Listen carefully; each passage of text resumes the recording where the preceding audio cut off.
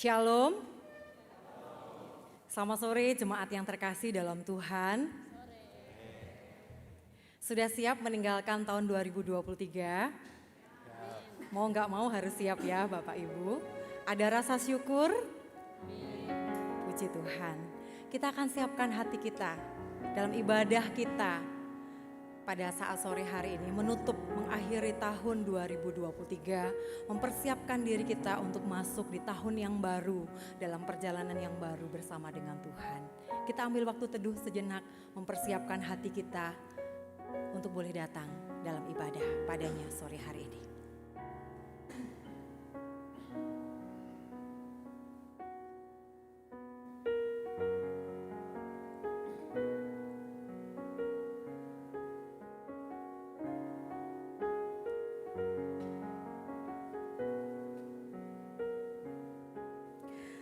Umat Allah terkasih, betapa kasih Tuhan itu sempurna dan nyata dalam hidup kita. Melewati perjalanan panjang hari demi hari di tahun 2023 sampai di penghujung hari tahun 2023. Ketika kita boleh merenungkan sejenak perjalanan hidup kita, begitu banyak hal yang terjadi. Ada suka dan duka, ada air mata, ada tawa, ada sakit, ada sehat, ada saat kita mengalami kegagalan, ada saat kita mengalami kesuksesan. Namun yang kita tahu bahwa semua itu hanya karena kasih setia Tuhan. Karena begitu besarnya kasih Tuhan, Tuhan Yesus Kristus dalam hidup kita. Karena itu patut dan layaklah di penghujung tahun ini, sebelum kita mengakhiri tahun ini, kita bersama-sama datang kepadanya. Saya undang jemaat sekalian untuk bangkit berdiri. Kita mau naikkan syukur kita kepada Bapa kita yang penuh kasih itu. Karena melewati segala perjalanan hidup kita, Dia memiliki rancangan yang indah untuk kita. Amin. Kita percaya Allah punya rancangan yang indah, yang sempurna dalam hidup kita, melewati apapun yang kita alami. Mari kita naikkan syukur kita. Ku bersyukur Bapa.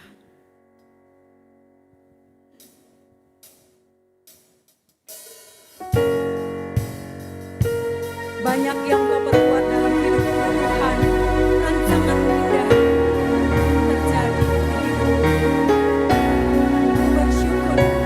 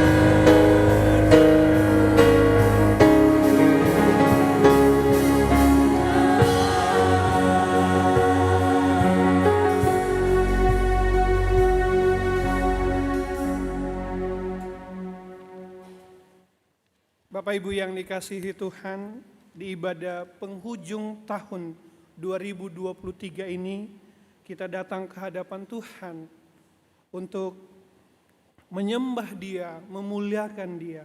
Dan itu semua didasarkan kepada pengakuan dan iman bahwa pertolongan kita adalah dalam nama Tuhan yang menjadikan langit dan bumi dan yang setia memelihara umatnya untuk selama-lamanya. Turunlah atas kita sekalian anugerah dan damai sejahtera dari Allah Bapa dan Tuhan kita Yesus Kristus, serta dalam persekutuan dengan Roh Kudus.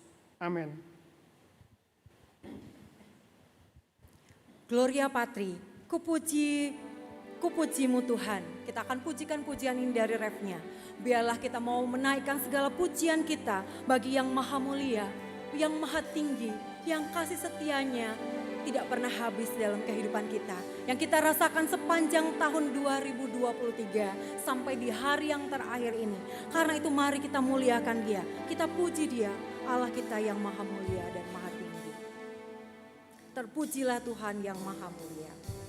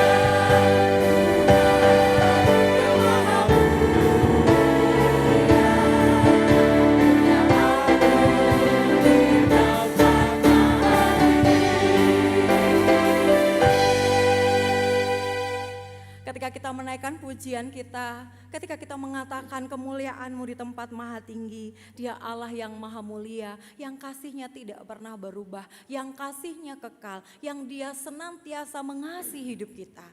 Bapak Ibu yang terkasih di dalam Tuhan, mari coba kita merenungkan hidup kita sebagai orang-orang, sebagai pribadi-pribadi yang dikasihi oleh Tuhan. Sungguhkah saya dan Bapak Ibu telah hidup mengasihi Tuhan dengan segenap hati kita, dengan segenap jiwa kita, dengan segenap kekuatan kita, dengan segenap akal budi kita. Dan sudahkah saya dan Bapak Ibu Saudara mengasihi sesama seperti mengasihi diri kita sendiri? Terlalu mudah untuk berkata memuji Allah dengan mulut kita, tapi bagaimana dengan seluruh hidup kita hari lepas hari? Mari di hadapan Dia yang maha tinggi dan maha mulia itu, kita belajar untuk bersama-sama meneduhkan hati kita, mengoreksi diri kita. Kita akan masuk, mempersiapkan diri kita untuk masuk di dalam doa pengakuan dosa. Kita mau merenungkan kembali betapa Tuhan baik, betapa Tuhan mengasihi kita. Bahkan di hatinya terukir nama kita, nama demi nama kita. Pribadi demi pribadi terukir di hati Bapa. Tidak ada seorang pun yang terlewatkan. Setiap nama terukir di hati Bapa. Sungguh istimewa setiap orang yang telah mengalami anugerah Tuhan. Bahkan di matanya terlukis wajah kita, wajah manusia yang dikasihi oleh Dia.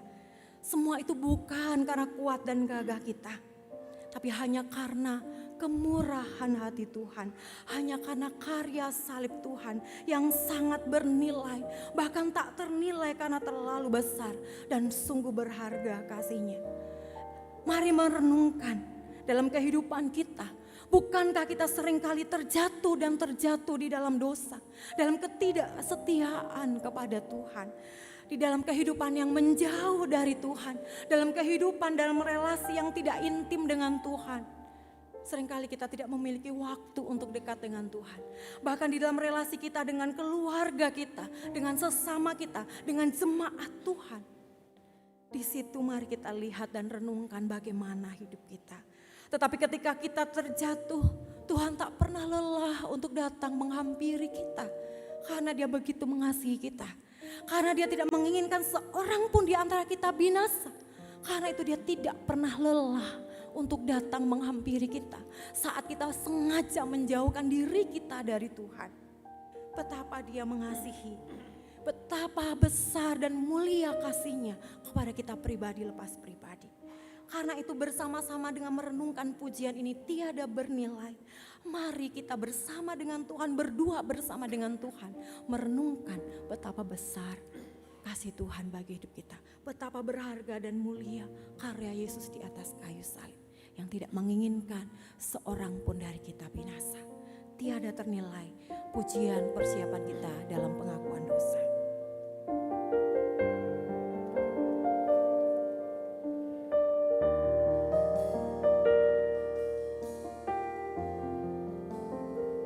Dengan lembut singer akan menyanyikan lagu ini.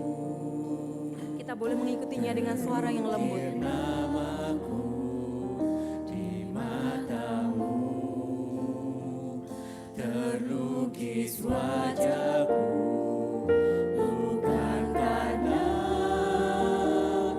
kuat gagahku, namun hanya karena kemurahan-Mu. Meski terkadang aku terjatuh, tak pernah lelah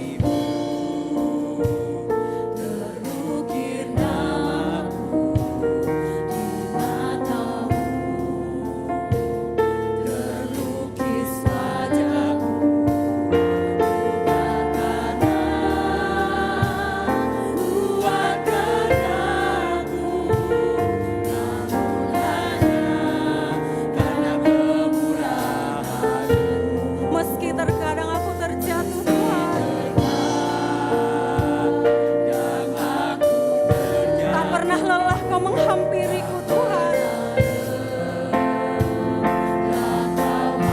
Kau memelukku dengan cinta-Mu Tuhan.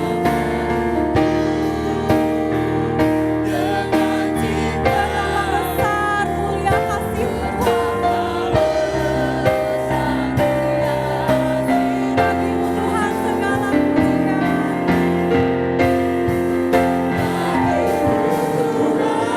Mari dengan segenap hati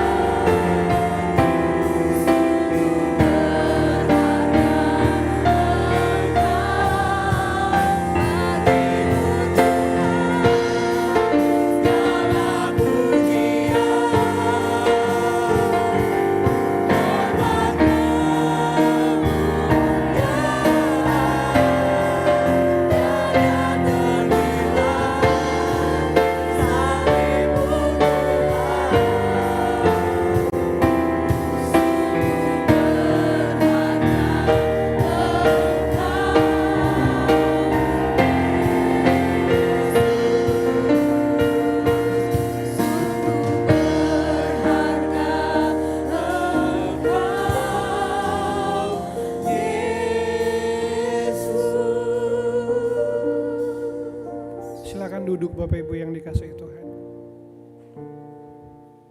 Mari Bapak Ibu yang dikasihi Tuhan, kita datang ke hadapan Tuhan.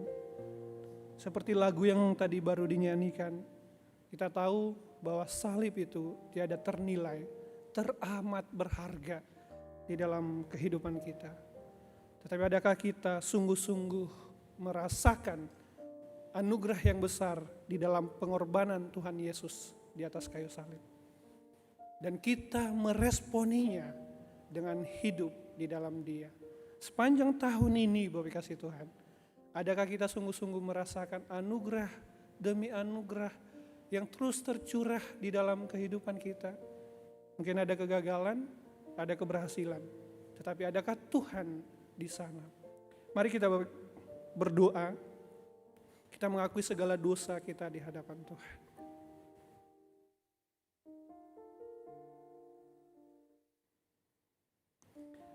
Bapa, sungguh-sungguh kami meyakini bahwa kasih-Mu begitu hebat, begitu limpah. Kasih-Mu, anugerah-Mu terus-menerus Engkau curahkan di dalam kehidupan kami. Tetapi kami mau datang ke hadapan-Mu ya Tuhan, memohon ampun.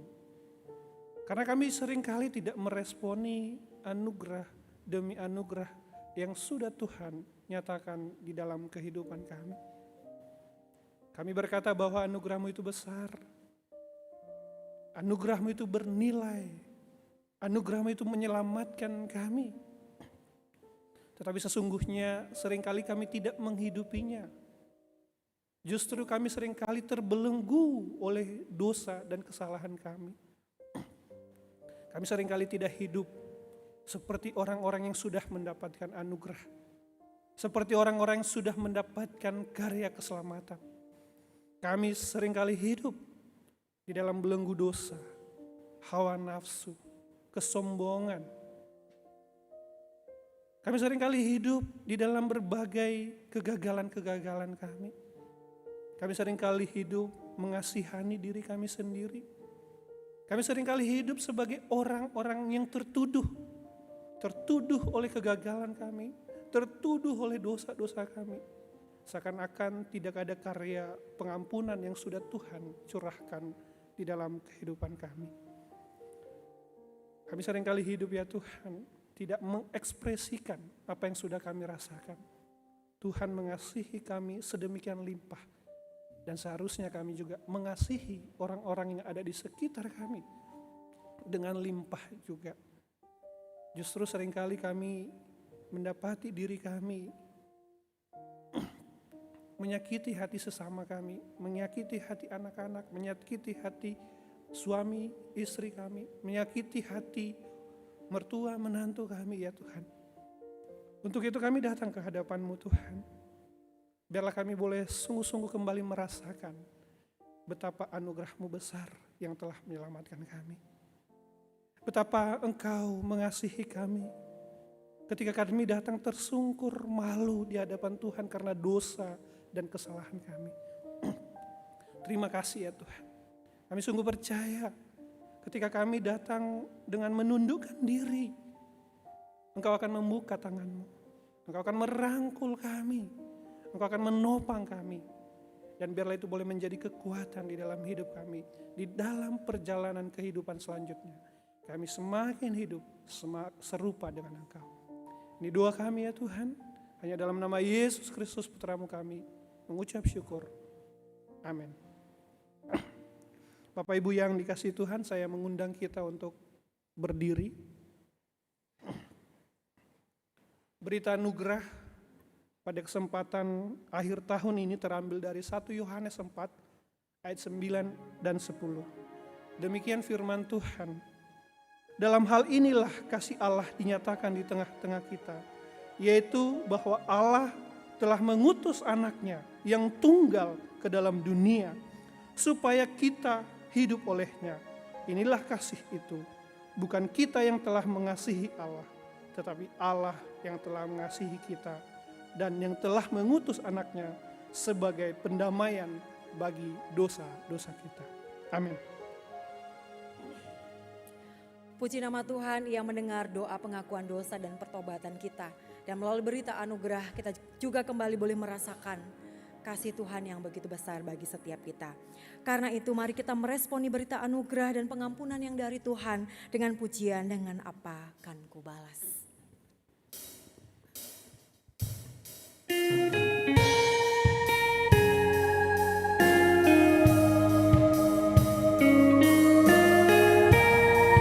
Kau Allah yang setia, Bapa yang mulia, kasih-Mu besar Tuhan, Kau pulihkan hidup.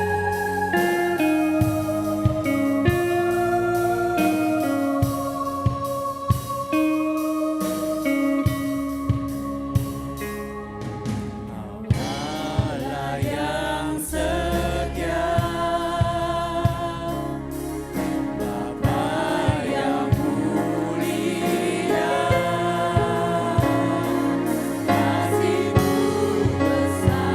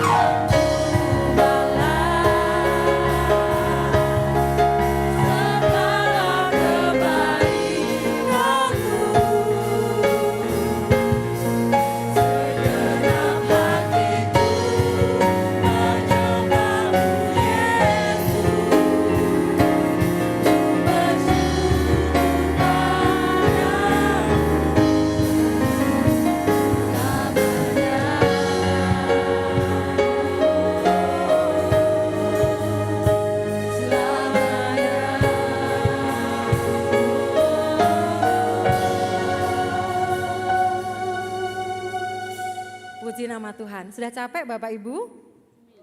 Belum, puji nama Tuhan, tetapi Bapak Ibu boleh duduk kembali. Kita akan mempersiapkan hati kita untuk mendengarkan firman Tuhan. Bapak Ibu yang terkasih di dalam Tuhan, ketika kita menyatakan, bertanya kepada Tuhan dengan apa ya Tuhan akan kubalas kebaikan-Mu selain dengan menyembah-Mu. Penyembahan kita tentu saja tidak hanya di gedung gereja di dalam ibadah kita, tetapi penyembahan kita adalah melalui seluruh hidup kita.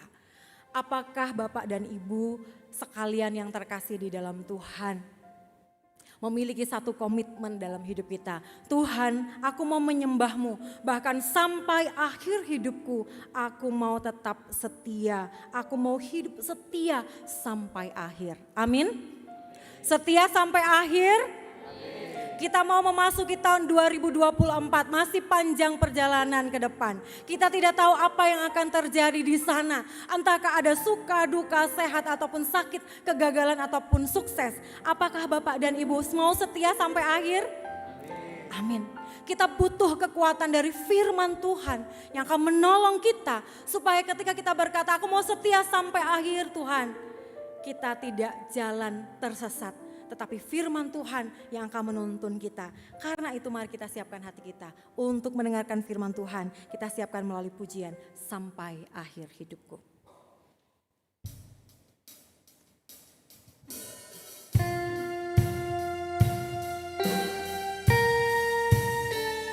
Dengan segenap hati kita naikkan pujian ini.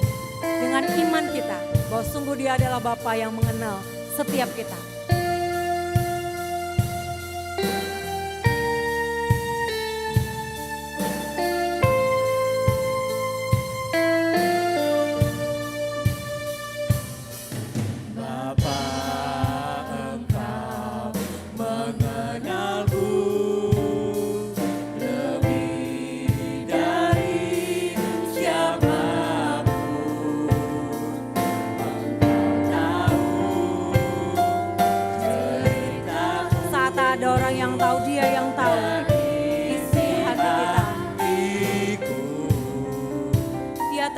Masa lalu kita,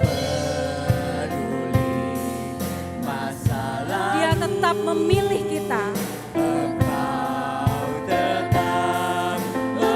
Dia mau ubahkan kita semakin sempurna menjadi satu karya yang indah. Katakan kini aku percaya.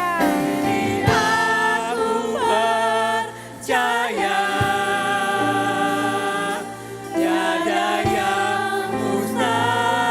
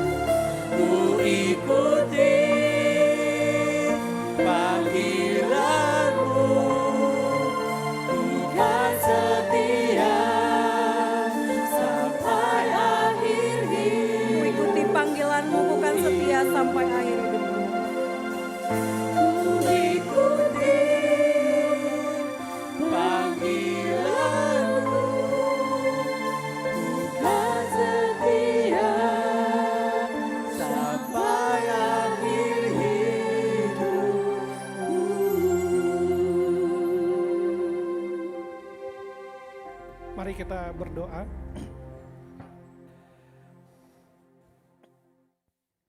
Ya Bapak, kami sungguh mengucap syukur untuk kasih setia Tuhan yang Tuhan terus curahkan di dalam kehidupan kami, sehingga pada kesempatan malam hari ini kami ada sebagaimana kami ada. Itu semua karena anugerah Tuhan. Kami boleh melewati sepanjang tahun ini, itu semua karena anugerah Tuhan. Dan pada kesempatan malam hari ini ya Tuhan, kami bersama-sama akan membaca dan merenungkan kebenaran firman-Mu. Kami memohon biarlah kiranya kuasa Roh Kudus yang menolong memimpin setiap kami, khususnya hamba-Mu yang menyampaikan. Tuhan, Engkau yang menolong, Engkau yang memampukan supaya dapat menyampaikan isi hati-Mu. Berbicaralah kepada kami ya Tuhan, sebab kami siap mendengarkan. Amin. Bapak Ibu yang dikasihi Tuhan, tema kita pada kesempatan malam hari ini, anugerah demi anugerah. Adapun dasar yang menjadi dasar perenungan kita terambil dari 1 Korintus 1, ayatnya yang ketiga sampai ayatnya yang ke-9. 1 Korintus 1, ayat yang ketiga sampai ayatnya ke-9. Saya akan membacakannya bagi kita.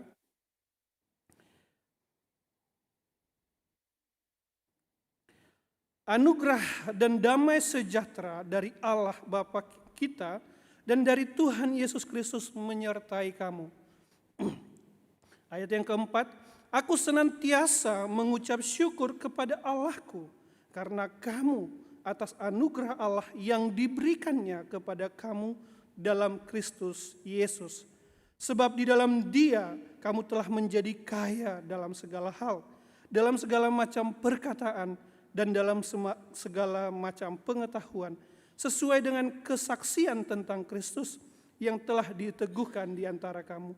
Demikianlah kamu tidak kekurangan dalam karunia apapun sementara kamu menantikan penyataan Tuhan kita Yesus Kristus.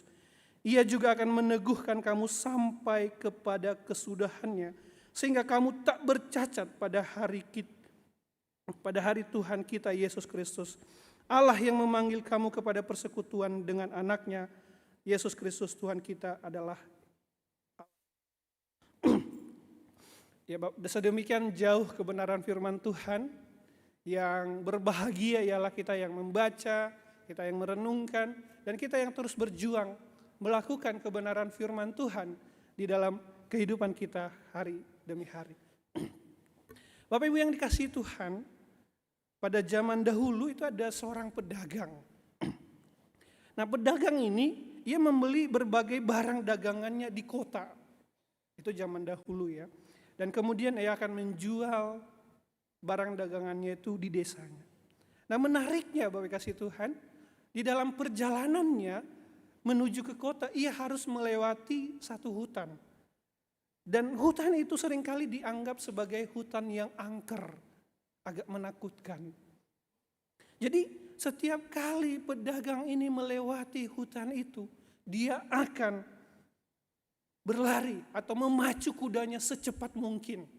Enggak lihat kiri kanan, langsung lari gitu ya, sekencang mungkin. Nah, baik kasih Tuhan, suatu hari kemudian sang pedagang ini kembali lagi melewati hutan itu karena dia pergi berbelanja ke kota. Nah, ia melewati hutan itu dengan sangat cepat dan ia sudah mendekati desanya. Tetapi ketika dicek sesudah hampir sampai ke desanya, dia cek, ternyata ada barangnya yang dia ingat kayaknya sepertinya jatuh di tengah-tengah hutan. Dan barang itu cukup berharga. Mau tidak mau Bapak kasih Tuhan, dia harus kembali ke hutan itu. Nah, Bapak kasih Tuhan, ketika dia kembali ke hutan itu apakah terburu-buru? Ternyata enggak, tidak bisa terburu-buru. Dia harus pelan-pelan gitu ya. Dia harus lihat secara teliti, secara detail. Dia pelan-pelan lihat kiri kanan, lihat depan. Dia lihat dengan teliti, enggak boleh lari karena takut kelewat. Enggak ketemu barangnya begitu. Hal yang menarik kemudian adalah ternyata ketika dia melihat hutan itu tidak seangker yang dia pikirkan. Kenapa? Ternyata hutan itu sangat indah. Dia melihat di sana ada banyak kupu-kupu yang cantik dengan warna-warni. Ada banyak bunga bermekaran. Kemudian dilihat ada sungai yang jernih. Ada tumbuh-tumbuhan yang bagus, cantik sekali. Indah. Ternyata ketika dia melihat berjalan pelan-pelan di hutan itu, dia melihat keindahan yang selama ini sudah terlewati. Selama bertahun-tahun dia tidak melihat keindahan itu. Tetapi pada hari itu dia melihat keindahan itu. Bapak kasih Tuhan, di dalam konteks yang berbeda kita bisa sama seperti pedagang itu. Anggaplah dalam perjalanan hidup kita 1 tahun ini merupakan perjalanan yang cepat. Hidup kita bukankah hidup yang seringkali buru-buru, Bapak kasih Tuhan. Hidup yang serba geser sana sini, serba cepat, serba ini dan itu. Dan ketika kita sampai di ujung tahun ini, ketika kita sampai di tahun ini, seringkali kita tidak merasakan apa-apa, bukan?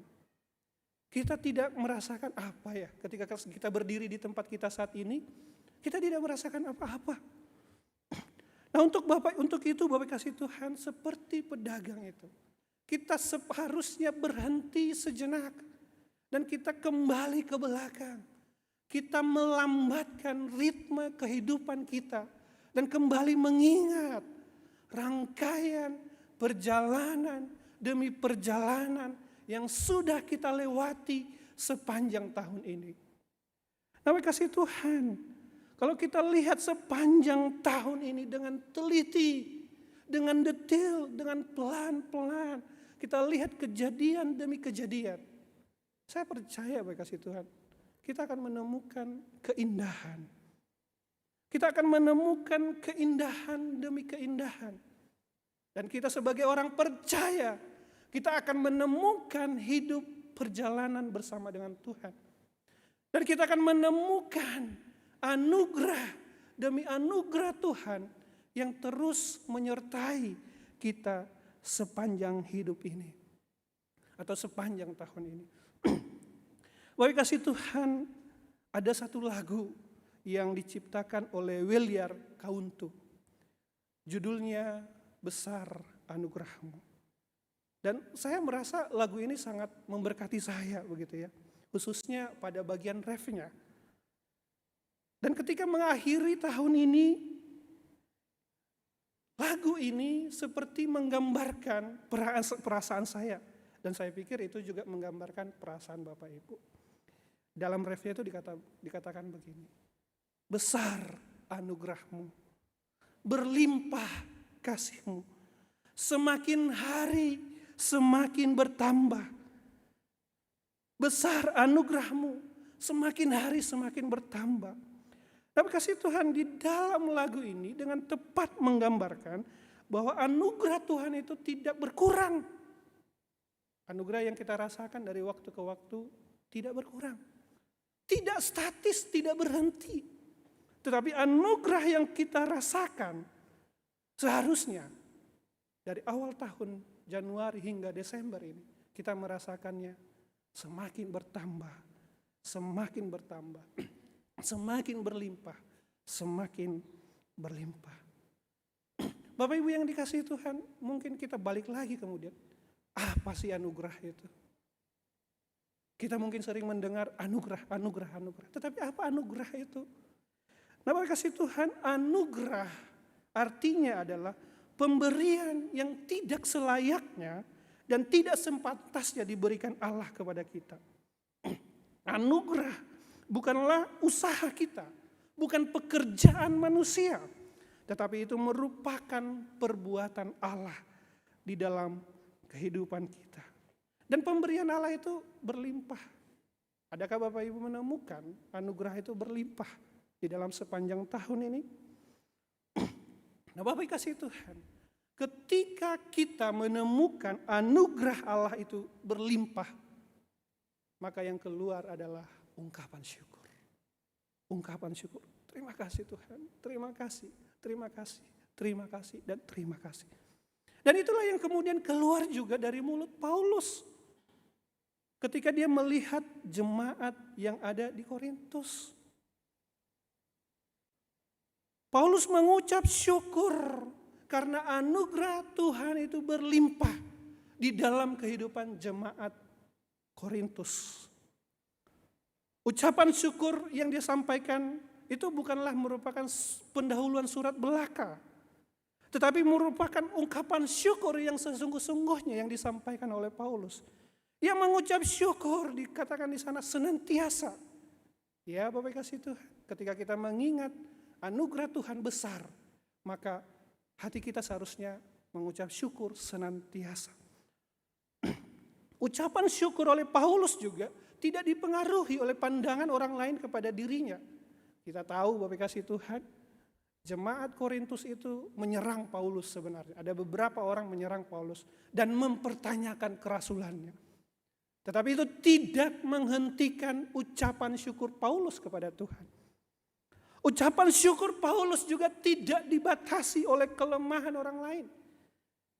Paulus tetap mengucap syukur sekalipun dia melihat jemaat Korintus itu banyak menyalahgunakan karunia-karunia rohani yang mereka miliki. Paulus tidak setuju dengan penyalahgunaan itu. Tetapi bukan itu yang menjadi dasar dia mengucap syukur. Dasar dia mengucap syukur adalah semata-mata pemberian Allah. Tapi kasih Tuhan, saya kira kita juga layak untuk mengucap syukur. Ucapan syukur kita bukanlah ucapan syukur yang sementara, tetapi senantiasa. Ucapan syukur kita bukanlah karena perlakuan orang lain kepada diri kita. Ucapan syukur kita tidak dihalangi oleh kelemahan, keterbatasan orang lain, bahkan keterbatasan kita. Karena ucapan syukur itu lahir dari apa yang Tuhan kerjakan di dalam hidup kita. Nah, kasih Tuhan apa yang Tuhan kerjakan? Anugerah apa yang Tuhan nyatakan di dalam kehidupan kita? Anugerah apa yang Tuhan nyatakan di dalam kehidupan jemaat di Korintus? Yang pertama, kasih karunia atau anugerah keselamatan dan damai sejahtera.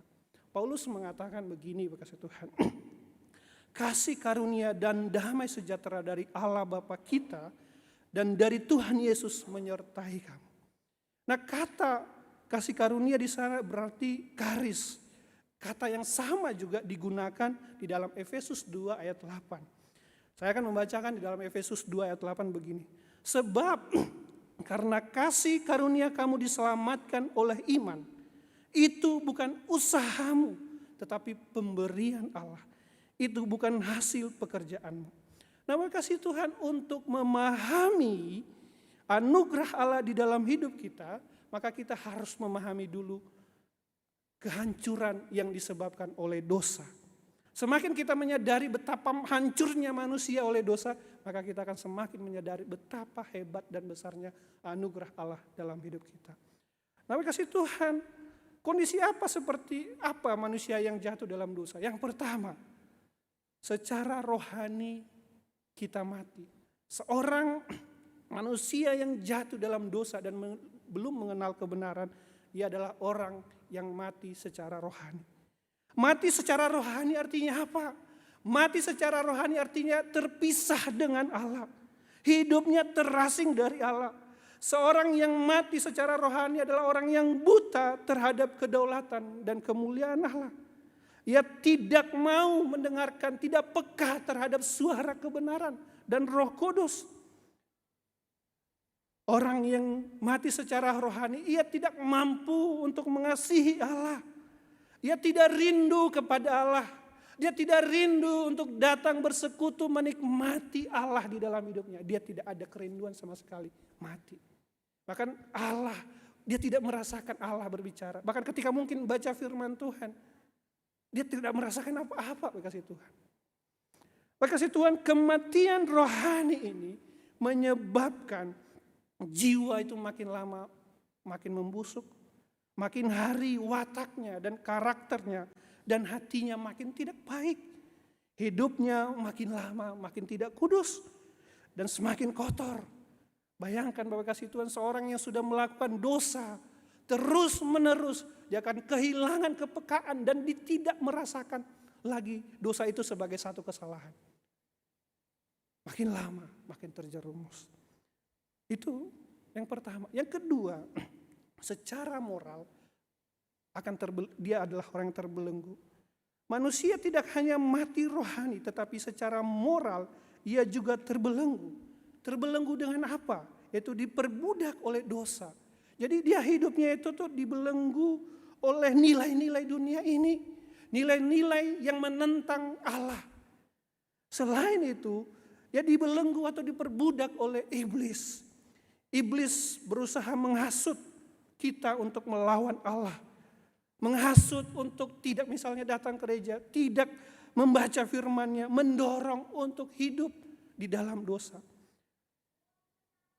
Yang terakhir dibelenggu itu adalah tertawan atau dibelenggu oleh keinginan diri sendiri yang sesat. Hawa nafsu daging sebagai kehendak daging dan pikiran yang jahat. Manusia secara fisik memang punya keinginan makan, minum, istirahat dan lain sebagainya. Tapi seringkali keinginan itu kemudian berbuah menjadi dosa. Keinginan tidur menjadi kemalasan. Keinginan makan menjadi kerakusan. Jadi keinginan alamiah itu menjadi keinginan di dalam dosa. Hawa nafsu daging mencakup keinginan yang salah dari akal, misalnya kesombongan, ambisi jahat, menolak kebenaran, dendam, berniat jahat, dan lain sebagainya. Jadi dosa itu, orang yang hidup dalam dosa adalah orang yang mati secara rohani, orang yang terbelenggu oleh dosa. Dan yang ketiga, posisinya adalah kedudukannya terhukum. Udah jelas bahwa kasih Tuhan, di Efesus 3 ayat 3 dikatakan begini, pada dasarnya kami adalah orang-orang yang harus dimurkai. Setiap manusia yang berdosa, yang salah, pasti dihukum mati. Dan itu sudah jelas di dalam Roma dikatakan upah dosa adalah maut. Jadi ada 3 kondisi manusia. Yang pertama, dia mati secara rohani. Yang kedua, dia terbelenggu oleh dosa.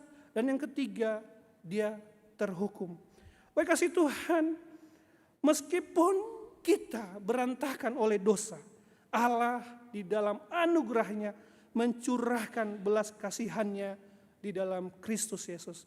Allah tidak membiarkan manusia berdosa tetap dalam keadaan tidak berdaya. Allah berintervensi memberikan solusi. Ia mengutus anaknya yaitu Tuhan Yesus untuk menyelamatkan kita. Ia disalib di atas kayu salib untuk menggantikan posisi kita yang seharusnya dihukum. Ia menjungkir balikan kondisi kita yang sebelumnya. Tadinya yang kita yang mati menjadi hidup secara rohani. Kemudian kita memiliki kekayaan rohani di dalam Dia. Kita yang tadinya mati secara rohani dihidupkan. Artinya apa?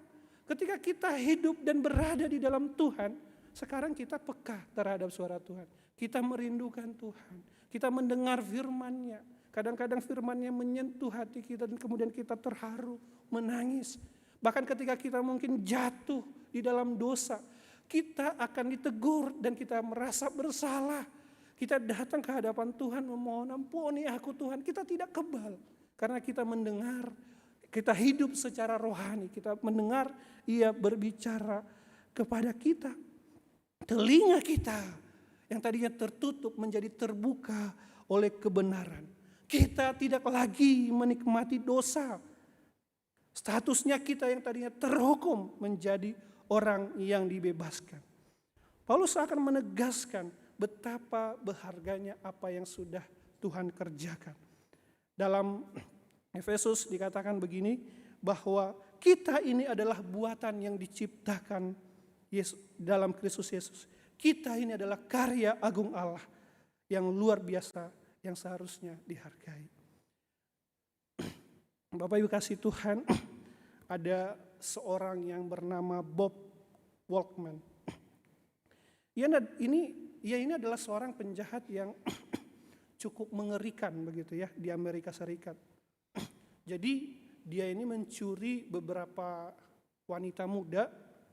Dan wanita muda itu kemudian ketika dia culik begitu ya, kemudian dimasukkan ke ruang bawah tanah di rumahnya. Itu ada gudang, jadi di bawah tanahnya itu ada tempat lah. Nah kemudian mereka itu ditaruh di sana. Ketika mereka ditaruh di sana, mereka nggak boleh keluar. Dan yang paling mengerikannya adalah ia memperlakukan beberapa wanita itu dengan sangat keji dan menjijikkan. Ia menjadikan mereka sasaran seksual, begitu ya. Bahkan sampai beberapa di antara mereka ada yang punya anak. Bahkan ada yang kemudian dia bunuh. Dan mengerikannya dia bunuh, dia potong-potong, Bapak Ibu kasih Tuhan. Ngeri sekali. Dia potong-potong, kemudian dia ditaruh kulkas, bahkan ada yang kemudian dimasak. Sungguh menjijikkan. Singkat cerita, Bapak Ibu kasih Tuhan, Bob ini kemudian ditangkap oleh polisi. Dan kemudian disidang dan dijatuhi hukuman mati. Bapak kasih Tuhan, 3 bulan sebelum ia dijatuhi hukuman mati, si Bob ini yang adalah orang yang berada dalam penjara selama hidupnya tidak pernah ke gereja. Ia tidak pernah mendengar firman Tuhan. Bahkan ia tidak pernah mendengar khotbah sama sekali. Ia tidak pernah membaca Alkitab. Ia tidak pernah melakukan penyembahan. Ia tidak pernah memuji Tuhan dan lain sebagainya. Baik kasih Tuhan, suatu kali ketika ada ibadah di gerejanya, ia mendengarkan pujian. Kayaknya pujiannya cukup menarik. Sayup-sayup terdengar. Kayaknya enak. Kemudian dia tertarik dan kemudian dia masuk ke ruang ibadah itu. Pada hari itu, kasih Tuhan, pertama kali dia memuji Tuhan. Pertama kali dia berusaha bernyanyi. Pertama kali juga dia mendengarkan khotbah. Sampai kemudian, Bapak kasih Tuhan, si hamba Tuhan itu yang khotbah pada saat itu melakukan altar call. Dan Bapak kasih Tuhan, ada satu orang. Ketika altar call itu dilakukan, satu orang berlari dengan kencang dan tersungkur, menangis sesenggukan, menangis dengan hebat di dekat mimbar. Dan orang itu adalah Bob. Baik kasih Tuhan, Bob ini adalah seorang penjahat yang luar biasa mengerikan. Ia memang menerima akibat dari kejahatannya dan ia akan dihukum mati. Tapi saya pikir Bapak kasih Tuhan, anugerah Allah menyelamatkannya. Anugerah Allah menjamah hatinya. Bapak kasih Tuhan, bila dibandingkan dengan Bob yang menerima anugerah Allah, saya yakin dan percaya sejahat-jahatnya dan serusak-rusaknya, separah-parahnya dosa yang kita lakukan di hadapan Tuhan, Allah tetap menyatakan anugerahnya kepada kita. Jikalau Bob itu saja yang sedemikian jahat, yang sedemikian menjijikkan, yang sedemikian brutal, diampuni oleh Tuhan, apalagi kita orang-orang yang mau datang kepada Tuhan. Anugerah Allah besar di dalam Kristus. Baik kasih Tuhan, saya nggak tahu sepanjang tahun ini apa yang sudah kita kerjakan. Mungkin ada banyak hal yang tidak berkenan di hadapan Tuhan. Mungkin hidup kita bergelimang dengan kesalahan dan dosa. Mungkin jauh di dalam hati kita, si iblis itu menuduh. Karena ada begitu banyak rentetan kesalahan dan dosa-dosa yang kita lakukan. Bapak kasih Tuhan, ingatlah ini. Bahwa Allah telah menyatakan anugerah keselamatannya kepada setiap kita. Ia mengasihi engkau dan saya. Ia tetap membuka tangannya. Ia tetap merangkul setiap kita, orang-orang yang sungguh mau datang. Mungkin ada banyak kegagalan, mungkin banyak ada kehancuran, tetapi anugerah Allah justru dinyatakan kepada setiap orang yang sungguh-sungguh menyadari keberdosaan di hadapan Tuhan. Baik kasih Tuhan, Tidak ada seorang pun di dunia ini yang bisa menyediakan karya keselamatan seperti yang Tuhan kerjakan. Kasih Tuhan, ketika kita sungguh-sungguh merasakan bahwa anugerah Allah itu besar di dalam hidup kita, maka seperti firman Tuhan tadi, ada damai sejahtera yang menyertai kita. Mengapa? Kita tidak tertuduh lagi. Segala dosa kita sudah diampuni. Maka kita akan merasakan perasaan tenang dan damai karena Tuhan sudah menebus dosa kita. Dalam firman Tuhan dikatakan, di mana ada kebenaran, di situ akan tumbuh damai sejahtera. Dan akibat kebenaran ialah ketenangan dan ketentraman untuk selama-lamanya. Ketika kita sampai pada akhir tahun ini, berkasih Tuhan, ada ketenangan, kedamaian di dalam pikiran kita. Jikalau mungkin ada perasaan-perasaan tertuduh, karena kesalahan-kesalahan dan dosa-dosa yang kita lakukan sepanjang tahun ini, ingat, anugerah Tuhan begitu besar dan limpah. Dan biarlah kiranya itu memberikan kedamaian di dalam kehidupan kita. Kemudian yang kedua, berkasih Tuhan, anugerah yang dinyatakan kepada orang Korintus adalah karunia-karunia rohani. Paulus mengatakan, aku senantiasa mengucap syukur kepada Allahku karena kamu atas kasih karunia Allah yang dianugerahkannya kepada kamu dalam Kristus. Jadi Paulus tidak hanya mengucap syukur untuk anugerah keselamatan yang telah diterima oleh jemaat di Korintus, tetapi dia juga mengucap syukur. Karena apa? Karena kasih karunia. Nah, kasih karunia di sini atau karis itu mengarah kepada karunia rohani. Karunia rohani, berkasih Tuhan, artinya karunia rohani artinya pemberian Allah. Jadi Allah memberikan karunia-karunia atau kemampuan-kemampuan kepada setiap orang percaya. Karunia rohani adalah suatu kemampuan yang diberikan kepada orang percaya oleh Roh Kudus. Karunia rohani itu merupakan pemberian istimewa kepada setiap orang percaya, dikerjakan oleh Roh Kudus sesendiri sesuai dengan kehendaknya. Nah, dalam firman Tuhan itu disebutkan ada 2 karunia yang diberikan, yaitu perkataan dan segala macam pengetahuan. 2 karunia rohani ini mungkin sengaja diangkat oleh Paulus karena di jemaat Korintus ini banyak sekali orang-orang menyalahgunakan karunia rohani. Karunia rohani itu dipakai untuk menyombongkan diri, untuk membanggakan diri. Nah, Paulus akan mau mengingatkan mereka bahwa karunia rohani yang mereka terima itu bukan karena diri mereka sendiri, bukan karena kehebatan mereka, tetapi itu semata-mata pemberian Allah. Itu bukan kebanggaan, tetapi itu adalah pemberian Allah. Dikatakan selanjutnya, demikianlah kamu tidak kekurangan dalam suatu karunia pun, sementara kamu menantikan penyataan Tuhan Yesus Kristus. Maksudnya adalah bahwa Allah itu memberikan karunia rohani yang lengkap kepada gereja di Korintus pada saat itu. Kalau kita melihat dalam Korintus ada banyak karunia di situ ya. Ada karunia hikmat, pengetahuan, iman, menyembuhkan, mujizat, bernubuat, membedakan bahasa roh, menafsirkan bahasa roh, dan lain sebagainya. Nah, Tuhan memberikan karunia-karunia rohani itu kepada jemaat di Korintus untuk membangun jemaat. Jadi Allah memberikan karunia Roh Kudus, memberikan karunia rohani. Dan karunia rohani itu kemudian dipakai untuk membangun tubuh Kristus, untuk membangun jemaat Tuhan. Dan untuk hal inilah Bapak kasih Tuhan, Paulus mengucap syukur atas karunia rohani yang diberikan kepada jemaat Korintus.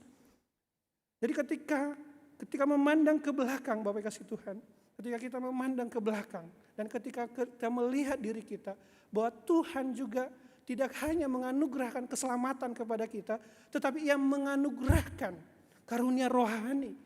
Dan karunia rohani itu kemudian kita pakai untuk memuliakan Tuhan, memuliakan jemaat, memuliakan orang, untuk memperhatikan sesama. Nah, kasih Tuhan, kita mengucap syukur karena melalui kita nama Tuhan bisa dimuliakan. Yang memakai kita dengan segala kapasitas dan karunia yang Tuhan berikan kepada kita. Di sisi lain juga kasih Tuhan kita mengucap syukur. Bukan hanya karunia kita yang menjadi berkat bagi orang lain, tetapi karunia di dalam gereja itu juga membangun kita. Bagi gereja, Tuhan memberikan karunia-karunia. Di gereja ini misalnya, setiap orang diberikan karunianya masing-masing. Nah, sepanjang tahun kita beribadah di tempat ini, ada orang-orang yang dipakai Tuhan. Sehingga kita bisa beribadah, sehingga kita bisa memuji Tuhan. Sehingga kita mendengarkan firman Tuhan. Sehingga ada orang yang mendoakan kita. Bahkan ada ya ketika mungkin ada beberapa dari kita yang tidak datang. Ada jemaat yang dikunjungi. Ada yang sakit kemudian diperhatikan. Semua karunia itu diberikan. Kita wajib untuk mengucap syukur bagi Tuhan. Karena melalui karunia itu Tuhan membangun setiap kita orang percaya. Itu yang kedua berkasih Tuhan. Tuhan tidak hanya menganugerahkan keselamatan, tetapi Dia menganugerahkan karunia rohani untuk membangun setiap kita. Kemudian yang ketiga berkasih Tuhan, Paulus mengucap syukur karena anugerah yang efektif yang Allah berikan bagi umatnya. Paulus mengatakan demikian. Ia juga akan meneguhkan kamu sampai kepada kesudahannya. Sehingga kamu tak bercacat pada hari Tuhan kita Yesus Kristus. Nah, kasih Tuhan ini merupakan janji Tuhan. Setiap orang yang percaya, yang sudah diselamatkan oleh anugerah Tuhan, akan diteguhkan oleh Tuhan. Meneguhkan di sini kasih Tuhan artinya mengokohkan karya keselamatan di dalam Kristus Yesus. Jadi kasih Tuhan, sejak kita menerima karya keselamatan sampai nanti kedatangan Kristus yang kedua, Tuhan itu akan terus memelihara kita. Tuhan itu akan terus menjaga kita sehingga ketika sampai di sana, ketika Tuhan Yesus datang yang kedua kalinya, keselamatan kita itu tidak akan pernah hilang. Karena Tuhan terus memelihara kita. Ya mungkin di dalam sepanjang perjalanan dari saat ini sampai Tuhan Yesus datang dan nanti kita akan menikmati kekekalan bersama dengan Dia. Di sepanjang jalan ini mungkin kita ya bisa jatuh bangun. Kita berkelok-kelok. Tetapi Tuhan akan terus memelihara. Mungkin kita lemah, kita tidak berdaya. Tetapi Tuhan akan menguatkan dan menopang kita. Inilah yang disebut anugerah yang efektif. Atau sekali selamat tetap selamat. Karena apa? Karena ada tangan Tuhan yang tetap memelihara, menjaga kita sampai pada akhirnya. Dan Bapak kasih Tuhan, hal ini juga jelas disampaikan di ayat lain, misalnya dalam Yohanes 10 ayat 28 sampai 29. Dalam firman Tuhan dikatakan begini, Aku memberikan hidup yang kekal kepada mereka, dan mereka pasti tidak akan binasa sampai selama-lamanya. Dan seorang pun tidak akan merebut mereka dari tanganku. Bapakku yang memberikan mereka kepadaku lebih besar daripada siapapun. Dan seorang pun tidak dapat merebut mereka dari tangan Bapa. Nah, kasih Tuhan sekali lagi, ini mirip dengan janji yang sudah disampaikan di dalam Korintus. Bahwa Allah itu memberikan jaminan hidup yang kekal bagi setiap orang yang sudah diselamatkan. Jaminan hidup yang kekal itu bukan hanya sebulan, 2 bulan, setahun, 2 tahun. Tetapi dikatakan di sana kekal, artinya selama-lamanya. Dan firman Tuhan dikatakan di sana menegaskan bahwa tidak seorang pun akan merebut kita yang sudah diselamatkan dari tangan Tuhan. Allah akan senantiasa melakukan segala upaya untuk menjamin keselamatan kita hingga pada akhirnya. Nah, firman Tuhan itu menggambarkan pemeliharaan Allah yang akan terus menerus. Dan kalau kita baca dalam konteksnya dikatakan di sana, Allah itu seperti seorang gembala. Akulah gembala yang baik dan aku mengenal domba-domba dan domba-domba mengenal aku. Jadi di sini digambarkan ada saling mengenal. Tetapi kualitas pengenalannya itu berbeda. kita tidak akan mampu mengenal Allah secara utuh, karena Dia tidak terbatas, kita terbatas, tetapi Allah akan mengenal kita dengan utuh. Ia adalah gembala yang betul-betul mengenal setiap kita, seperti seorang gembala betul-betul mengenal setiap domba-dombanya. Seorang gembala akan mengenal ciri-ciri dari domba-dombanya. Bahkan ketika ia bisa memanggil setiap domba-dombanya itu dengan nama mereka satu persatu.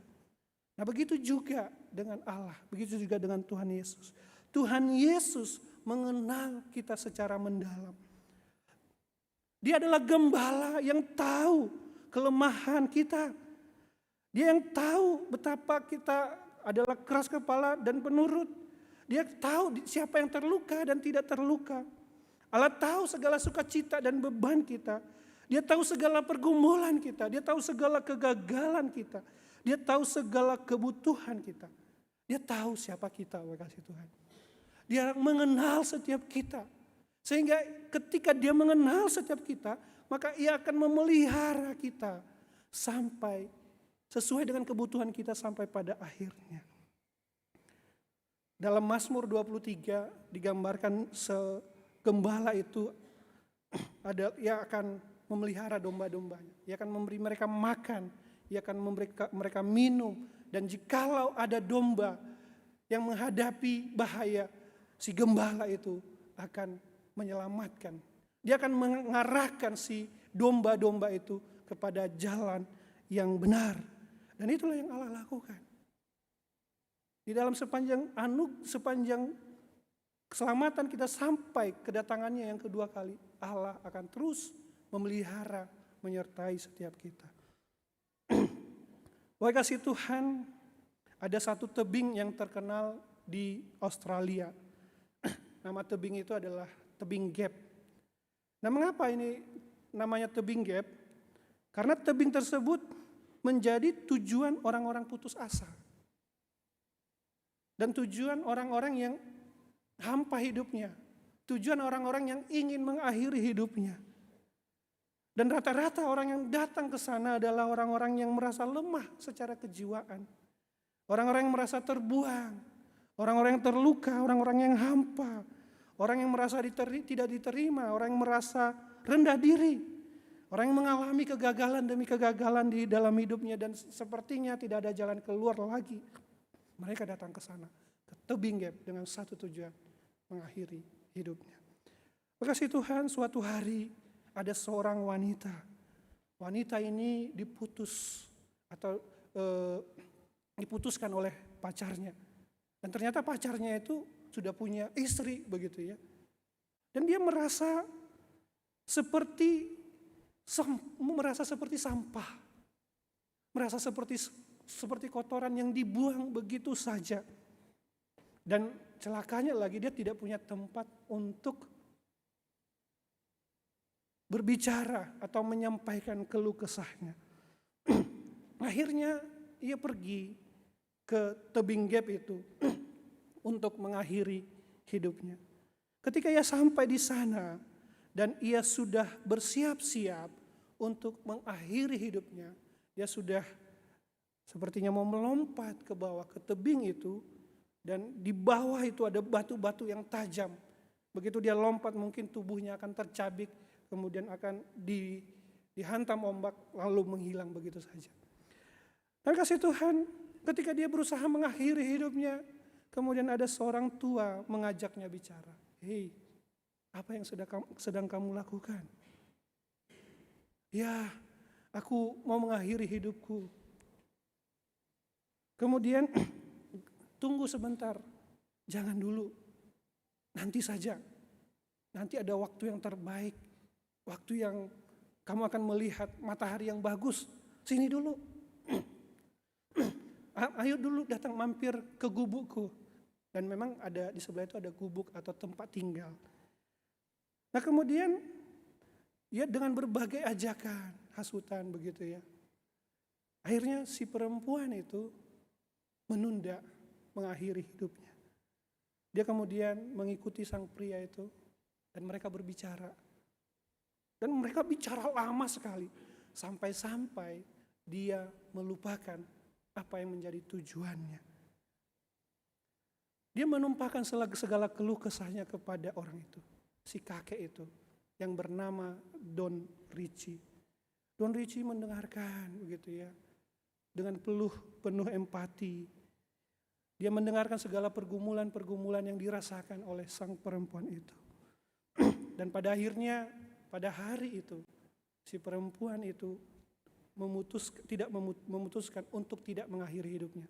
Dia pulang kembali ke rumahnya dengan perasaan lega. Nah, kasih Tuhan, setiap hari Don Richie itu selalu pergi ke sana. Dia mengawasi tebing itu untuk memastikan tidak ada yang berdiri dan kemudian melompat ke bawah. Tidak ada orang yang mau mengakhiri hidupnya. Setiap kali Don kemudian menemukan ada orang-orang yang terlihat ingin bunuh diri, ia akan mengajak orang itu ngobrol. Bahkan ia mengundang mereka datang ke rumahnya. Dia sengaja beli rumah di pinggir tebing itu khusus untuk misi itu. Dan sebagai seorang bekas penjual asuransi yang mampu meyakinkan orang, dia seringkali berhasil untuk membuat mereka yang menghadapi berbagai masalah hidup itu untuk tidak mengakhiri hidup mereka. Dan yang menariknya sebenarnya si Don Richie ini sendiri sebenarnya sedang berjuang melawan kanker. Nah, kasih Tuhan, sejak tahun 1964 Don ini telah menyelamatkan sekitar 160 orang. Namun keluarganya percaya bahwa ia telah menyelamatkan hampir 50 orang. Dan ketika dia meninggal, kasih Tuhan, ada banyak orang datang ke sana. Mereka sungguh mengucapkan terima kasih untuk apa yang ia kerjakan. Berkat jasanya, Don Richie mendapat gelar sebagai pahlawan lokal pada tahun 2011, Medal of the Order of Australia. Bahkan tak hanya itu, pada tahun 2011 itu Don dan istrinya diberikan Citizen of the Year, begitu ya. Terima kasih Tuhan. Saya pikir ini merupakan sedikit gambaran tentang Allah, bukan? Allah itu senantiasa peduli dengan kita. Allah itu senantiasa memelihara kita. Don Richie memang berhasil menyelamatkan beberapa orang. Dan mungkin ada yang tidak berhasil. Tapi saya percaya kasih Tuhan, Allah akan selalu berhasil memelihara setiap kita. Ia akan menjaga, ia akan melindungi setiap kita sampai nanti pada kesudahannya. Dengan tegas firman Tuhan mengatakan, tidak seorang pun akan merebut mereka dari tangannya. Tidak ada seorang pun yang dapat merebut kita dari tangan Allah. Kasih Tuhan, banyak orang mungkin lemah imannya. Mungkin banyak nonton YouTube yang dimana iman Kristen itu selalu diserang. Mungkin kita juga menghadapi keputusasaan.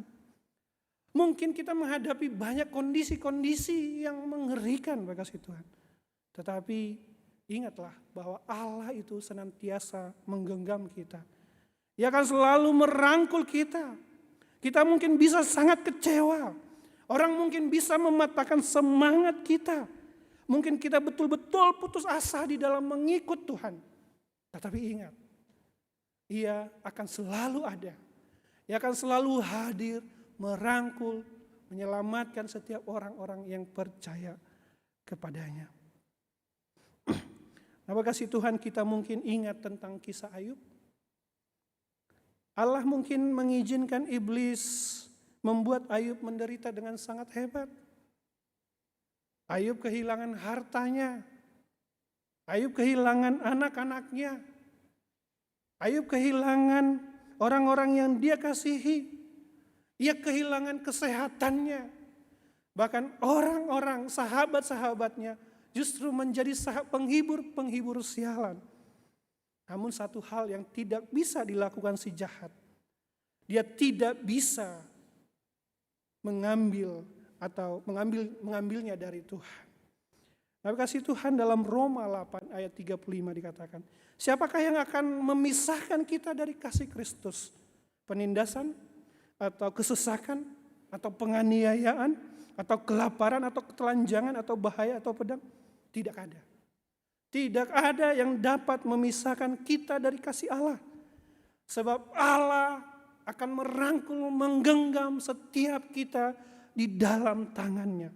Dan janjinya itu nanti sampai pada kesudahannya. Sampai kita menerima keselamatan atau menikmati kekekalan di dalam Dia. Nah, Bapak kasih Tuhan, ketiga hal inilah yang kemudian membuat Paulus sungguh-sungguh mengucap syukur. Ia mengucap syukur atas karya keselamatan. Ia mengucap syukur atas karunia-karunia yang tujuannya membangun jemaat, membangun orang-orang percaya. Ia mengucap syukur untuk anugerah yang efektif, di mana Allah akan terus memelihara. Bapak kasih Tuhan, saya percaya biarlah ini menjadi ucapan syukur kita. Ketika kita sungguh-sungguh menyadari Allah menyelamatkan kita. Mungkin ada dosa sepanjang tahun ini, tapi ingat anugerah Allah. Tuhan memberikan juga kita karunia-karunia sehingga kita bisa melayani. Dan kita bisa menikmati karunia-karunia itu di dalam gereja. Sehingga kita bisa bertumbuh di dalam gereja.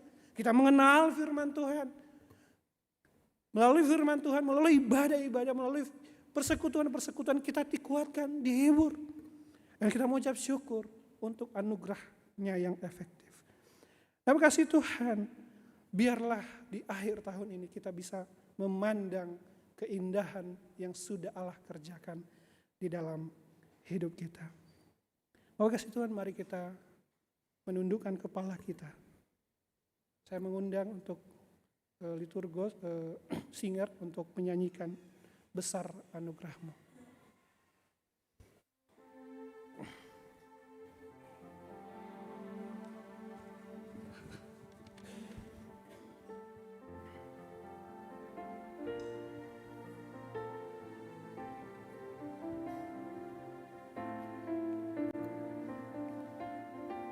Bapak Ibu yang dikasihi Tuhan, hidup kita mungkin hari ini adalah hidup yang tergesa-gesa. Hidup yang terburu-buru. Hidup yang terlalu sibuk dengan berbagai hal. Sehingga kita lupa apa yang sudah Tuhan kerjakan di dalam hidup kita sepanjang tahun ini. Mari Bapak kasih Tuhan kita pandang ke belakang. Kita lihat kembali apa yang sudah Tuhan kerjakan di dalam hidup kita.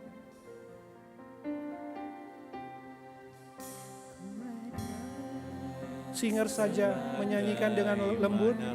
Bapak Ibu silakan tundukkan kepala. Mengingat apa yang sudah Tuhan kerjakan di dalam kehidupan kita. Katamu Bapa,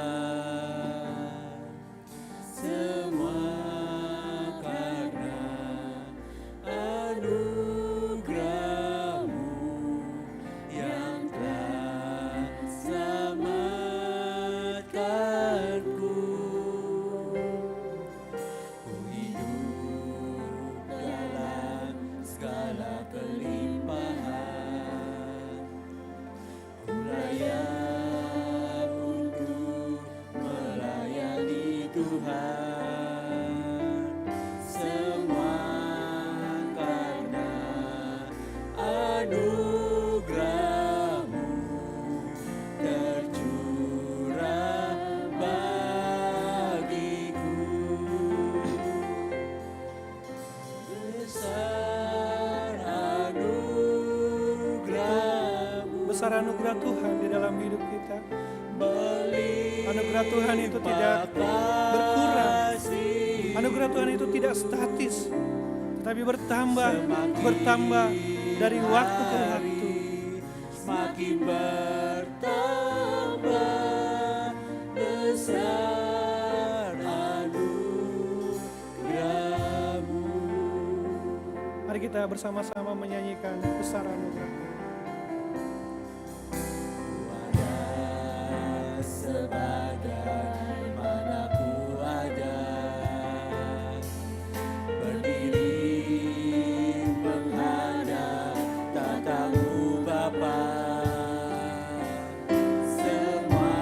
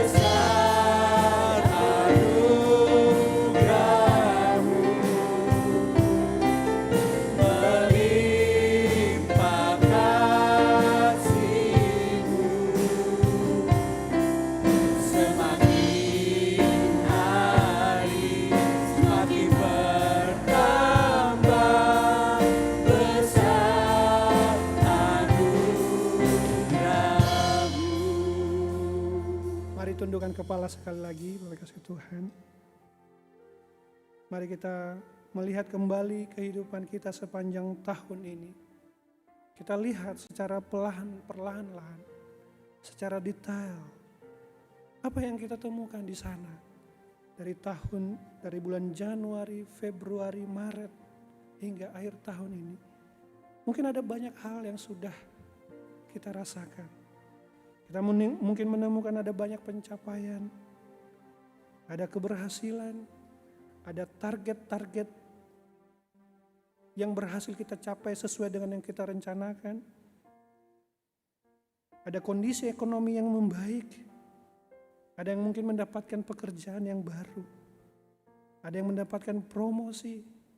Usaha dagangnya semakin bagus, semakin berhasil. Atau mungkin juga kita menemukan hal yang lain, Bapak kasih Tuhan. Kita menemukan kegagalan demi kegagalan. Kita menemukan ada pertengkaran yang hebat dengan anggota keluarga. Entah itu dengan anak, dengan suami, istri. Atau mungkin juga kita menemukan luka. Kita menemukan ada kepahitan. Kita menemukan ada penyesalan. Ada dosa, ada kesalahan. Ada air mata. Bapak kasih Tuhan, apapun kondisi kita, mari kita mengarahkan pandangan kita kepada Tuhan. Segala hal yang kita rasakan, bukan itulah yang membuat kita kehilangan ungkapan syukur kita. Bukan kondisi keberadaan kita yang membuat kita mengucap syukur. Tetapi lihatlah apa yang sudah Tuhan kerjakan. Apa yang sudah Tuhan kerjakan di dalam keberhasilan kita. Apakah kita semakin dekat dengan Tuhan? Apa yang kita temukan di dalam kegagalan-kegagalan kita? Apakah kita semakin datang kepada Dia? Apa yang kita temukan di dalam dosa dan penyesalan? Adakah kita semakin merasa bersalah? Atau semakin menyadari betapa hebat dan besarnya anugerah Tuhan? Bapak kasih Tuhan, anugerah Tuhan yang memelihara kita. Dan beberapa jam lagi kita akan mengakhiri tahun ini. Kita mungkin ada kekhawatiran untuk memasuki tahun yang baru. Tetapi ingatlah, ada anugerah Allah yang akan terus bekerja di dalam kehidupan kita. Ia akan menolong kita, memampukan kita untuk melewati segala hal. Mari kita berdoa. Ya Bapa, kami sungguh mengucap syukur untuk setiap anugerah Tuhan yang sudah Tuhan kerjakan di dalam sepanjang tahun ini. Terima kasih untuk setiap kebaikan Tuhan. Engkau menganugerahkan keselamatan kepada setiap kami. Kami tidak layak untuk mendapatkan itu. Tetapi atas kemurahan dan belas kasihan Engkau curahkan. Engkau mencurahkan keselamatan kepada kami ya Tuhan. Engkau mencurahkan anugerah karunia rohani kepada kami, pada komunitas kami. Sehingga kami terbangun. Engkau juga menganugerahkan anugerah yang efektif, di mana Engkau terus akan memelihara kami sampai pada kesudahan. Ini memberikan keyakinan dan keteguhan kepada kami untuk menyongsong masa depan yang lebih baik di dalam Engkau. Dalam nama Yesus Kristus Putra-Mu kami berdoa. Amin.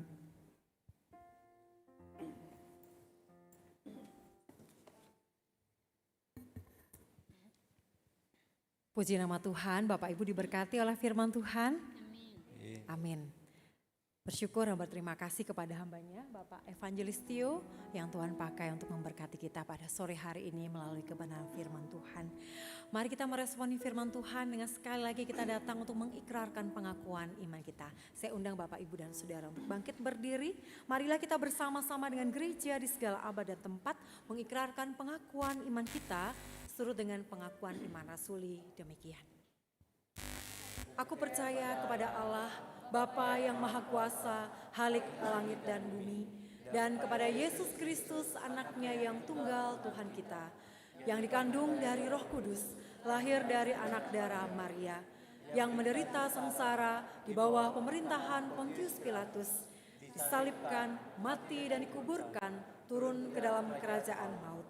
Pada hari yang ketiga, bangkit pula dari antara orang mati. naik ke sorga, duduk di sebelah kanan Allah, Bapa yang Maha Kuasa. Dan dari sana ia akan datang untuk menghakimi orang yang hidup dan yang mati. Aku percaya kepada Roh Kudus, gereja yang kudus dan am, persekutuan orang kudus, pengampunan dosa, kebangkitan tubuh, dan hidup yang kekal. Amin. Jemaat sekalian dipersilakan untuk duduk kembali. Mari kita akan bersama-sama menaikkan syukur kita, membawa persembahan kita yang sudah kita persiapkan. Kita akan persembahkan kepada Tuhan. Hari ini ada satu kantong yang akan diedarkan untuk persembahan kita pada sore hari ini. Dan bagi Bapak Ibu yang sudah mempersiapkan juga persembahan syukur tahunan, ini tidak dimasukkan ke dalam kantong persembahan. Tetapi nanti ketika Bapak Ibu Saudara sudah pulang dari ruang ibadah ini, di sana di luar di depan pintu masuk disediakan satu kotak bertuliskan persembahan syukur tahunan. Nah, Bapak dan Ibu Saudara sekalian, silahkan memasukkan amplop persembahan ini di kotak yang sudah disediakan nanti di depan pintu masuk gedung gereja kita. Kita akan membawa segala persembahan kita kepada Tuhan, dan firman Tuhan yang menjadi nas persembahan pada sore hari ini, Mazmur 52 ayat yang ke-11. Mazmur 52 ayat yang ke-11, demikian bunyi firman Tuhan. Aku hendak bersyukur kepadamu selama-lamanya, sebab engkaulah yang bertindak, karena namamu baik. Aku hendak memasyurkan di depan orang-orang yang kau kasihi. Saya rindu kita membaca ayat ini bersama-sama ya. 1, 2, 3. Aku hendak bersyukur kepadamu selama-lamanya, sebab engkaulah yang bertindak, karena namamu baik. Aku hendak memasyurkannya di depan orang-orang yang kau kasihi. Amin. Tiada terukur besar kasih setiamu Tuhan. Biarlah dengan segenap hati kita naikkan syukur kita dan membawa persembahan kita kepadanya.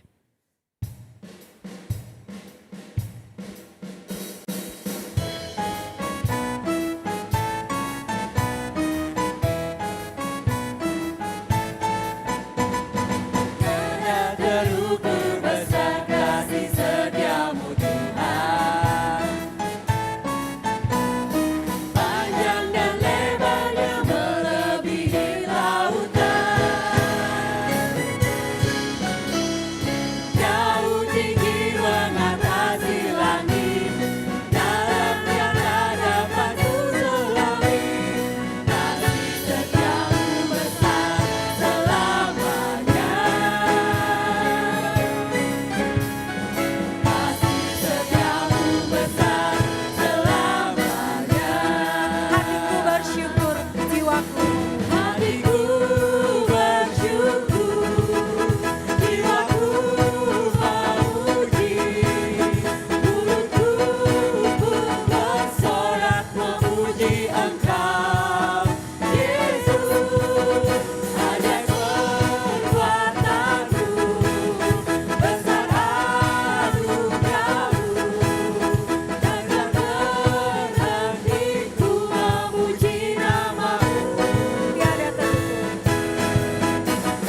Tiada terukur besar kasih setiamu Tuhan. Panjang dan lebarnya melebihi lautan. Jauh tinggi mengatasi langit. Dalamnya tak dapat kuselami. Kasih setiamu besar selamanya. Kasih setiamu besar selamanya. Musik saja akan memainkan pujian ini.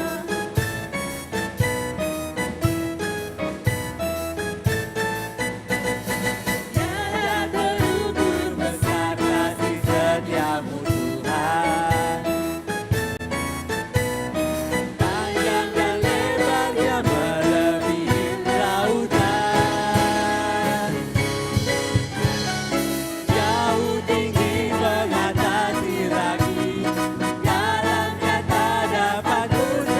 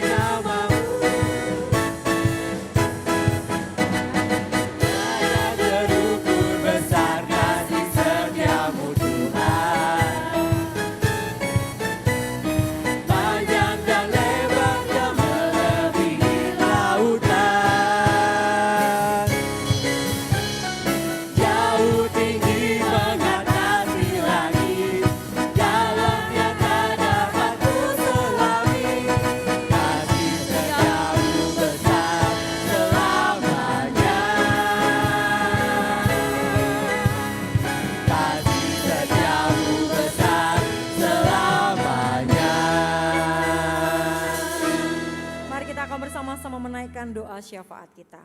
Tuhan Allah Bapa yang bertahta di dalam kerajaan surga yang maha mulia, kami bersyukur Tuhan untuk malam hari ini di dalam ibadah akhir tahun. Tuhan memberikan kami kesempatan tidak hanya untuk memuji memuliakan Tuhan dan mendengar firman Tuhan yang menjadi penuntun langkah hidup kami di sepanjang tahun yang akan datang. Tapi Tuhan memberikan kami kesempatan untuk membawa persembahan kami sebagai ungkapan syukur kami kepada Tuhan atas segala berkat pemeliharaan Tuhan yang tak habis-habisnya melalui hidup kami. Bapa, kami tidak hanya membawa persembahan kami yang berupa uang, lebih lagi kami membawa persembahan hidup kami. Biarlah kiranya menjadi persembahan yang hidup, yang kudus dan yang berkenan kepada Tuhan. Sehingga kehidupan kami tidak hanya ketika kami datang di dalam ibadah dan melayani di tengah-tengah umat-Mu di dalam gereja ini, tapi dalam kehidupan kami setiap hari, sungguh-sungguh kami boleh menyatakan kasih dan anugerah-Mu itu lewat kehidupan kami yang taat dan setia kepada Tuhan. Terima kasih Tuhan, firman-Mu sungguh menguatkan kami bahwa kami adalah pribadi-pribadi yang telah dianugerahi satu keselamatan yang kekal, kehidupan yang senantiasa dipelihara oleh kasih setia Tuhan. Di dalam keberdosaan kami Tuhan tidak pernah meninggalkan kami. Tuhan tidak pernah lelah untuk senantiasa merangkul kami dengan kasih Tuhan. Terima kasih ya Tuhan. Hamba-hamba-Mu yang hadir malam hari ini, nama demi nama, pribadi demi pribadi, keluarga demi keluarga. Kami datang kepadamu ya Tuhan, membawa hidup kami, membawa pelayanan kami, membawa keluarga yang kami kasihi di hadapan tangan kasih Tuhan. Kiranya sungguh Tuhan anugerah-Mu itu boleh dapat kami rasakan, karena seringkali dosa membuat kami tidak dapat merasakan. Biarlah Roh Kudus Engkau senantiasa terus memimpin kami Tuhan. Sehingga ketika kami sungguh dapat menikmati anugerah itu dalam kehidupan kami. Di dalam kasih kami seorang akan yang lain. Terima kasih Bapa, kami mengucap syukur. Dalam setiap pergumulan dan tantangan kehidupan kami secara pribadi dan di dalam keluarga kami. Kami bersyukur anugerah-Mu itulah Tuhan yang senantiasa memberikan kami kekuatan untuk boleh melewatinya. Kami bersyukur sepanjang 2023 Engkau tidak pernah meninggalkan kami. Sekalipun ada kalanya kami merasa ditinggalkan oleh Tuhan. Kami merasa menjalani hidup ini sendiri. Tetapi sesungguhnya kami tidak sendiri. Keberdosaan kamilah, ketidaktaatan kamilah yang membuat kami merasa Engkau jauh. Tapi sesungguhnya Engkau selalu mendekap kami dengan kasih-Mu yang besar Tuhan. Ajar kami untuk senantiasa mempersembahkan seluruh hidup kami. Ajar kami tidak memiliki agenda apapun dalam hidup kami selain daripada menggenapi rancangan Tuhan atas hidup kami pribadi lepas pribadi. Sehingga tahun 2024 Tuhan menjadi tahun di mana kami memiliki komitmen sebagai orang-orang yang telah menerima kasih dan anugerah Tuhan yang besar. Untuk kami hidup dan menjalaninya sebagai hamba-hamba yang mempersembahkan seluruh hidup kami kepada Tuhan. Terima kasih Bapa, di dalam kerajaan surga kami juga menyerahkan untuk ibadah awal tahun esok hari. Kami bersyukur untuk panitia akhir tahun dan awal tahun yang boleh mempersiapkan ibadah malam hari ini. Dan esok berkati mereka juga yang sedang mempersiapkan untuk acara ibadah awal tahun. Hamba-hamba-Mu yang menjadi penata layan, Evangelis Kaleb yang akan menyampaikan firman Tuhan. Kami percaya Engkau juga akan mengurapi hamba-Mu Tuhan, sehingga boleh dipakai kembali untuk memberkati jemaat yang Tuhan kasihi. Terima kasih Bapa. 2024 agenda Tuhan, kehendak Tuhan jadilah atas hidup kami, pribadi lepas pribadi, gereja kami, bahkan bangsa dan negara kami. Kami percaya Tuhan, kasih-Mu nyata, kasih-Mu tak berkesudahan, tidak ada yang mustahil bagi Tuhan. Engkaulah sumber pengharapan kami, anugerah dan kasih-Mu, sumber dan dasar hidup pengharapan kami. Terpujilah nama-Mu kekal selama-lamanya ya Tuhan. Kami rindu Tuhan berdoa seperti yang Tuhan Yesus ajarkan kepada kami. kami. Mari kita berdoa. Bapa kami yang ada di surga, dikuduskanlah namamu, datanglah kerajaanmu, jadilah kehendakmu di bumi seperti di surga. Berikanlah kami pada hari ini makanan kami yang secukupnya, dan ampunilah kami akan kesalahan kami, seperti kami juga mengampuni orang yang bersalah kepada kami. Dan janganlah membawa kami ke dalam pencobaan, tetapi lepaskanlah kami daripada yang jahat, karena Engkaulah yang empunya kerajaan dan kuasa dan kemuliaan sampai selama-lamanya. Amin. Jemaat sekalian dipersilahkan untuk duduk kembali.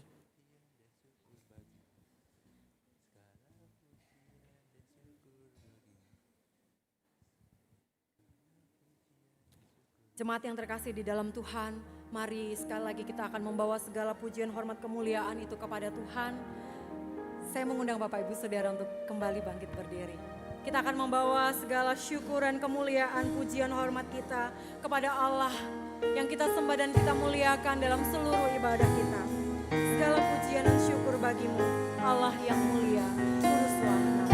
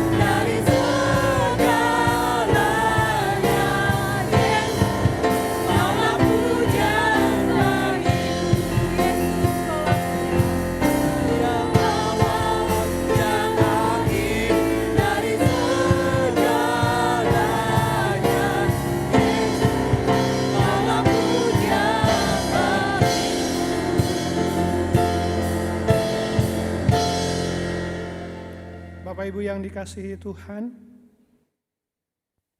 kita telah mendengarkan firman Tuhan, betapa anugerah berlimpah-limpah dalam hidup kita.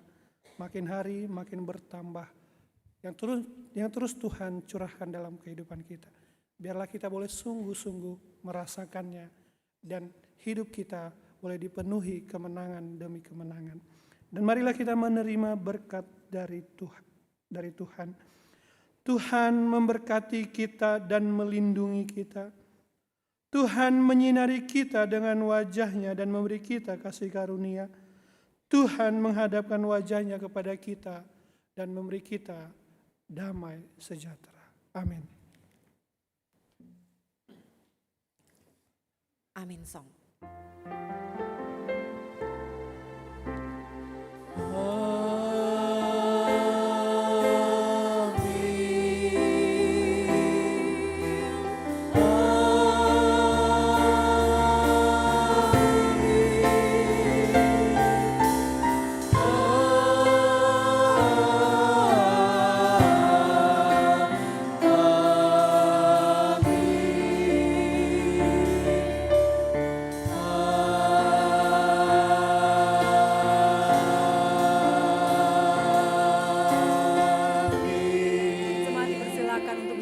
Ibadah kita telah selesai. Silakan Bapak Ibu boleh mengambil waktu teduh di hadapan Tuhan. Tuhan Yesus memberkati.